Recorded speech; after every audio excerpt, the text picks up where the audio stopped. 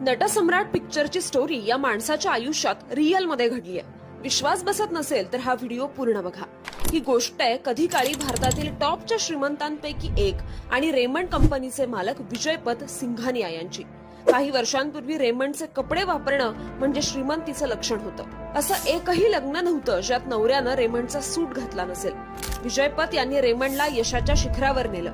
2000 ते 2010 या दरम्यान कंपनीच्या शेअर्सची किंमत 500 कोटींपासून तब्बल 1000 कोटींवर नेली. कष्टात गेलेलं आयुष्य नंतर उतारवयात निवांत घालवता यावं म्हणून त्यांनी कंपनीची जबाबदारी आपला मुलगा गौतम याच्यावर सोपवली.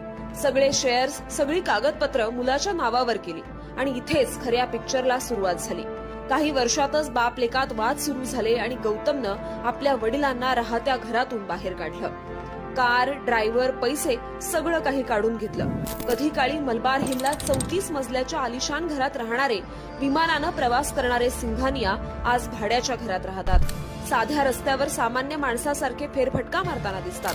आज ते स्वतः निर्माण केलेल्या साम्राज्यासाठी कोर्टात लढतायत. ही गोष्ट फक्त विजयपत सिंघानियांची नाही तर त्या प्रत्येक बापाची आहे ज्यानं मुलासाठी सर्व काही दिलं आणि शेवटी मात्र एकटाच उरला. हा व्हिडिओ इतका शेअर करा की जगातल्या प्रत्येक वडिलांपर्यंत आणि मुलापर्यंत पोहोचला पाहिजे. आणि अशा जगावेगळ्या माहितीसाठी संवाद सेतूला फॉलो करा.